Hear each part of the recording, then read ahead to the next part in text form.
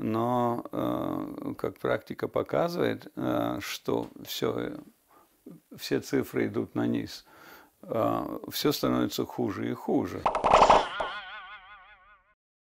Kamēr šonedēļ atzīmējam barikādes, Russolivudā tapusi kārtējā filmiņa par to, kādi mēs lūzeri. Šobrīd Latvijā ir populāri visādi kursiņi, tad no arī mēs izstāstīsim, kā uzbūvēt propagandas stāstiņu.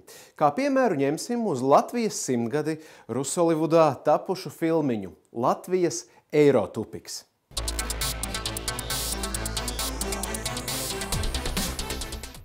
Bērni, mācīsimies! Taisot propagandu, no sākuma jāizdomā galvenā ziņa. Šajā gadījumā Padomijā bija labi un visi dzīvojām draudzīgi, bet tagad neesam vajadzīgi pat rietumiem.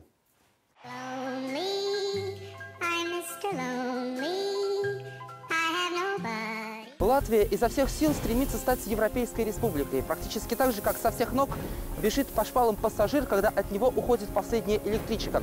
Столетие независимости, которое республика отметит в середине ноября, на этом пути как большая остановка, значимая веха.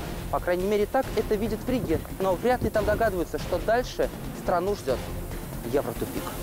Tad mani mazie propagandas censoņi jāmeklē pierādījumi, izlases kārtā, kas to apstiprina. Galvenais ar vērienu maštabna. Visa rūpniecība iet uz leju. Protams, ka to pierāda šprotes. Раньше рыба лучше была, сейчас она чуть хуже стала. Ну, сейчас, видите, другое копчение идет, белое. Раньше была такая красивая коричневая, сейчас это нельзя больше. Раньше было вкуснее. Jā, agrāk zivs bija brūnāka, zāle bija zaļāka un debesis zilākas. Joki, bet zivs simbols izmantots ne tikai Bībelē, arī Kremļa kanālos tā izmantošana nav nejauša. Zivju tēma ir pazīstama Krievijas iedzīvotājiem. Šprotes atcerās, šprotes pērk joprojām. Tas nekas, ka Žirinovskis teica, ka viņam negaršojot šprotes, tur, Mēs zinām, ka tomēr tas ir populārs produkts. Tāpēc šī tēma ir tāda, ko var ātri sasaistīt abas auditorijas, gan Krievijas iedzīvotājs, gan Latvijas. Apstrādes rūpniecība pēdējos gados auga tempu 10% gadā aptuveni.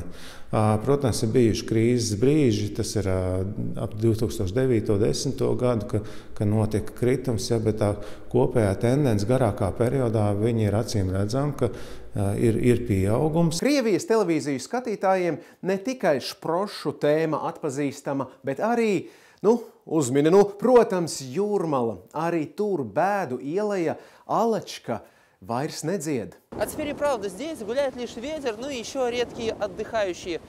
Курортный сезон в Юрмале в этом году закрыт досрочно. И не потому, что осень. Это раньше на берег, который был популярен во всем Советском Союзе, стремились приехать многие.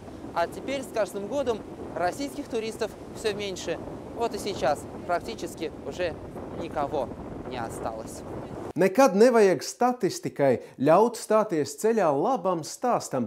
Varbūt stāstniekam vajadzēja meklēt krievu turistus pludmalē siltākā laikā, jo statistika rāda, pērn gada pirmajā pusē Jūrmalā turistu skaits pieauga par 21%. Visvairāk viesu no Krievijas, un pērn Latvijā kopumā krievu turistu skaits pieauga par 8%. Tā ir sākuma skolas matemātika. Labai propagandas filmai vienmēr jāpiemeklē pareizie eksperti. Piemēram, iecienīts ekonomikas eksperts ir Einars Graudiņš. С 2007 года Риге было выделено свыше 9 миллиардов евро. Но эти деньги не работают на благо экономики. Растет разве что коррупция, уверен экономист Einars Graudiņš. Nezinājāt Graudiņu? Tiešām? Ekonomikas doktors Graudiņš savu ekonomikas grādu ir ieguvis Jaroslavļas augstākajā finanšu karaskolā 1988. gadā. Skaidrs, ka tur jau tad mācīja mūsdienu ekonomiku. Šobrīd pensionārs ar 800 000 eiro parāda saistībām. Kremļa TV kanālos arī atzīts cilvēku tiesību aizstāvis. Америке нужна война на европейском континенте, куда тянута Российская Федерация. Protams, Graudiņkungs, protams. Un es domāju, ka ir vēl trakāk. Patiesībā tā ir ķirzaka cilvēku cīņa ar drakonu rasi. Vēl viens bieži iemīļots eksperts ir Jānis Jurkāns, kurš savā dizaina lauku guļbūves mājā ar alapurvītis interjeru pie sienām Kremļa žurnālistam stāsta, ka dzīve paliek tikai sliktāka un sliktāka. Когда мы вступали в Евросоюз, то мы говорили, это не самоцель, это инструмент, при помощи которого мы будем улучшать жизненный уровень и все остальное. Но, как практика показывает, что все цифры идут на низ. Все становится хуже и хуже. Vai dzīve Latvijā tiešām ir sliktāka? Daži dati. Vidējā alga pirms 20 gadiem 190 eiro, pērn 1004 eiro. Ātrāk nomirstam? Nē. Vidējais dzīves ilgums pieaudzis par 5 gadiem. Apstrādes rūpniecības apjoms kopš 2000. gada dubultojies. Tiesa, ne vairs šprotes ražojam, bet elektrotehniku, ko pārdodam Eiropas Savienības valstīs. Šis TV centrs raidījums ir tikai mazs piliens jūrā. Lai dezinformācija būtu iedarbīga, to vajag atkārtot atkal un atkal. Un izrādās, sliktā ir ne tikai Latvija, bet arī Lietuva, Igaunija, Ukraina. Visi, kas neatzīst, ka Krievija laba.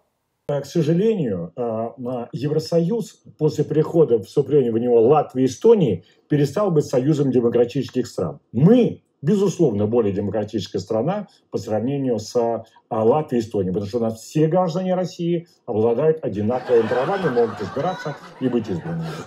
Vai tiešām Krievija ir daudz demokrātiskāka valsts nekā Latvija? Redz, kas notika ar Krievijas opozīcijas līderi Navaļniju, kuram neļāva piedalīties prezidenta vēlēšanās.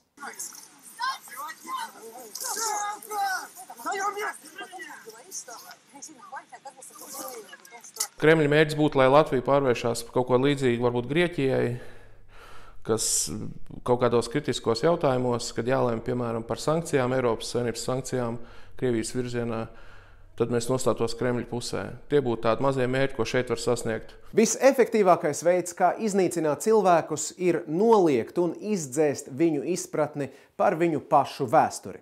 Džordžs Orvels, 1984. Iesakām izlasīt, jo dažas valstis šo antiutopiju jau sen izmanto kā rokas grāmatu. Saudzējiet sevi un savu vēsturi. Visu gaišu!